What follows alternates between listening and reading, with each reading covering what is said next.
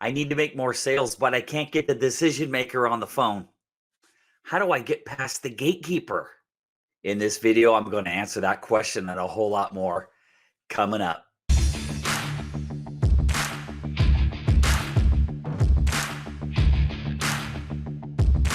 Hi, everyone. It's Rick Silva, the creator of the One Referral Away networking system, showing you how to earn more referrals so you don't have to chase around cold leads or cold call. My goal is to help you double your income and work half as much. I want you to have a life and a career. This is your home for weekly videos showing you how to build a referral-based practice. So you want to get past the gatekeeper? Let's go. So again, I posted on Facebook, give me your networking challenge and I'll do my best to help you with it. So my friend Carl from high school said, Rick, my networking challenges are getting to the decision maker who would actually buy my product. So I don't consider this to be a networking challenge as much as a sales challenge. So I'm going to give you as many ideas as I can on how to get to the decision maker. The first one is don't cold call. I feel horrible for people that have to cold call. But let's talk about cold calling first, and then let's get off the topic of cold calling. Trying to get the decision maker on the phone, you've got two challenges. Are you going through a gatekeeper? Are you just trying to get the person on the phone? I'm going to discuss with you the gatekeeper first. So they are paid liars. The gatekeeper sitting at their desk, the owner of the company says, if anybody calls, tell them I'm not here. So he's paying the gatekeeper to lie. That's their job. The gatekeeper's job is to say he's not available, he's not here, when he's sitting 10 feet away. What we need to do is we don't see the gatekeeper as a bad thing. We need to turn the gatekeeper into our friend. So one of the ways to get, I'm just going to start throwing ideas at you about how to get the decision maker to the decision maker. One of them is to make friends with the gatekeeper. So when you're cold calling a company, let's say first you don't have the decision maker's name. Okay, you can call the front desk. The quote-unquote gatekeeper or secretary answers the phone and says, hi, XYZ company. You say, hi, could I get your name? Sally, John, whatever it is, write it down. So the intention for the first call for me when I used to do this was to get the gatekeeper's name and the decision maker's voicemail. Let me explain why.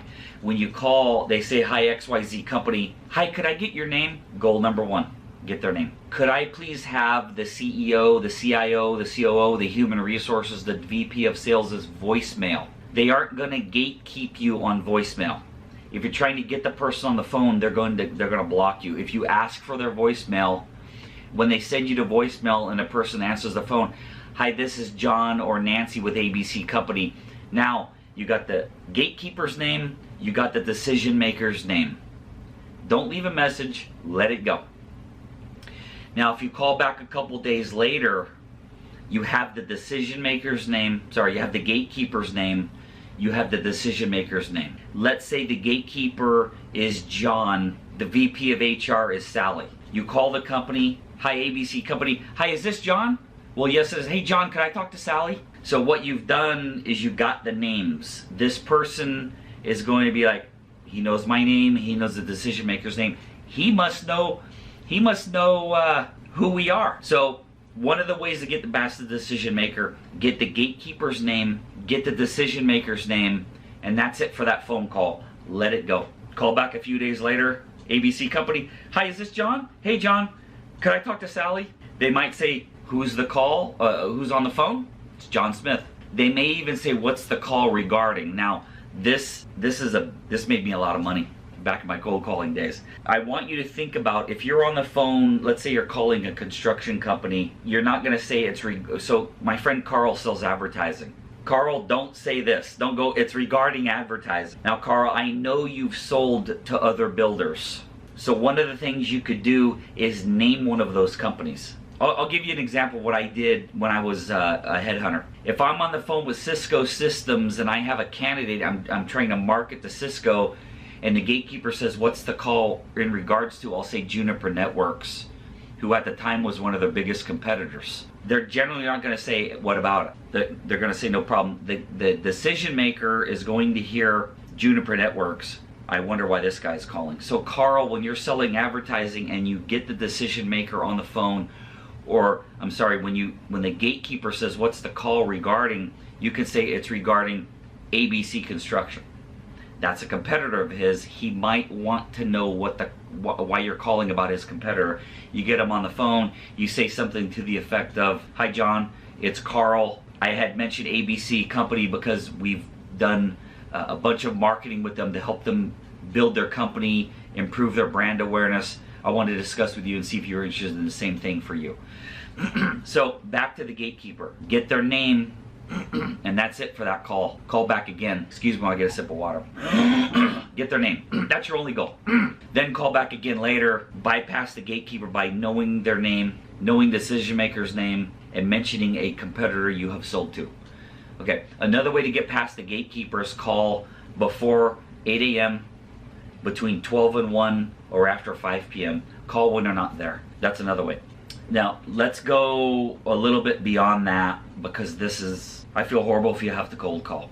So let's use LinkedIn and Facebook. So this is why I accept all requests on LinkedIn and Facebook, because what it does, your first level on LinkedIn does this, but your next level does this. Excuse me. So what you can do is, if you have a specific company you're trying to call, get the decision maker, look him up on LinkedIn, and see who you have mutual contacts with. Ask that person to give you an introduction. I did a video recently on compensating for referrals. You can compensate people for these introductions if they turn into a sale. You can watch the referral compensation video. So one of the other ways to get to a decision maker is using LinkedIn or Facebook and looking for mutual contacts and see if somebody in there would be willing to give you an introduction. So Carl, again, your challenges are getting to the decision maker. If you get the decision maker's voicemail, you just can't get the guy on the phone. The best thing that I can recommend is that you're naming a competitor. If you say, "Hi, it's Carl with ABC Company, I'm looking to sell your advertising," you are never going to get a call back. If you say, "Hi, it's Carl, calling about," if he's ABC Company, "I'm calling you about DEF Company with some information you might want to know." When you get him on the phone, you let him know that you did some marketing work with him, and you want to see if ABC Company is interested in the same type of work. So if you name a competitor, you're bound to get a phone call back. Something else that works really well is you can hang up on yourself, and I'm going to show you a tape shortly. The master of cold calling in the whole world teaches it better than I, but I have done it. It does work. It's a little tricky, but if you call a company and say, "Hi John, my name is Carl," and you got to give your phone number. "My name's Carl, my phone number 555-5555. You got to give it up front, because the next sentence after you say, "Hi, it's Carl, my phone number," something to the effect of, "I have exciting news regarding DEF Company," and as you're talking, just hang up on yourself and don't complete the sentence. So, "Hi John, it's Carl, I'm calling, my phone number is 555-5555, calling about DEF Company, I have some," and hang up on yourself. Some people get so excited and so freaked out that they didn't hear the rest of the message, they'll call you, and then you can go into your pitch. It's a little tricky, but gatekeeper's job is to keep you from getting to them, so sometimes we have to trick back.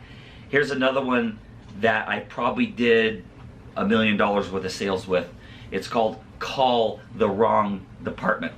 Okay, so Carl, if you're trying to get the CEO, the CIO, VP level, it's going to be challenging, as you know. So if a company has multiple departments, you call the company, the gatekeeper answers the phone, you say, "Could I please have accounting?" I've never been questioned on why I'm calling accounting. So if you call and say, "Could I have accounting?" the gatekeeper very rarely is going to say, "What's the call regarding?" Accounting? You're calling to pay a bill, they aren't going to gatekeep you. So you call, "Hi, I'm calling, could I please have accounting?" You get to accounting, they answer the phone, "Hi, John in accounting." "Accounting? I was trying to get the CEO or the VP of HR or the senior sales blah blah blah on the phone." "Oh, let me transfer you." Boom. Now, let me explain something. When you call directly to the phone number, there's caller ID and it shows who's calling. If you call another department, You call accounting, and they transfer the call to the CEO, the CIO, the CFO, the C whatever O. It's now an internal transfer. So when the call is transferred from accounting to the VP of HR, it doesn't show you. It shows an internal transfer. They're 99% more likely to answer the phone because it's a coworker. And then guess what? You're on the phone. Call the wrong department, ask for the wrong department, and then say, accounting, I was trying to get the, what you are, when you call a company and you say, could I have accounting? Your goal for calling the company was to get the VP of HR on the phone. So when HR answers, you say, HR, I was trying to get the VP, I'm sorry, when accounting answers, you say, accounting, I'm trying to get the VP of HR on the phone. They don't want to talk to you. They're going to transfer you right over. I made many, many sales with that. Now, I hope this helps, Carl. I'm not a big cold caller. I'm a networker. I'm going to network with people who are going to walk me in the door of the decision maker. I'm not going to cold call. I'm not going to gatekeep. I'm very rarely even going to LinkedIn to do this. I'm giving you techniques until you get your network big enough to where you don't have to do any of this anymore. Find people who can walk you in the door. So there are people who also sell to that owner of a construction company. You need to figure the industries out. I've met CPAs who specialize in accounting only for construction. The CPA can give you a personal introduction, get you in the door so you don't have to use any of these techniques. Stephen Schiffman is the single greatest cold caller walking planet Earth. There's nobody finer. That's the course. It's called Getting Through Cold Calling Techniques to Get Your Foot in the Door by Stephen Schiffman. I've had this course. This came out in 1993. I think I bought it in 1996. Old school tape. My house is burning down. This is going with me. This is fantastic. Some of the stuff I just taught you is here. Some of it I created. I hope this helps you get to more decision makers. This is something you could study for years and years and years. There's tons of techniques, but this is off the top of my head with no notes. I hope it helped. Please like, subscribe, Ask Rick Silva on YouTube. Send me your networking questions. I'll do my best to answer them. Have a great day. See you later. Bye-bye.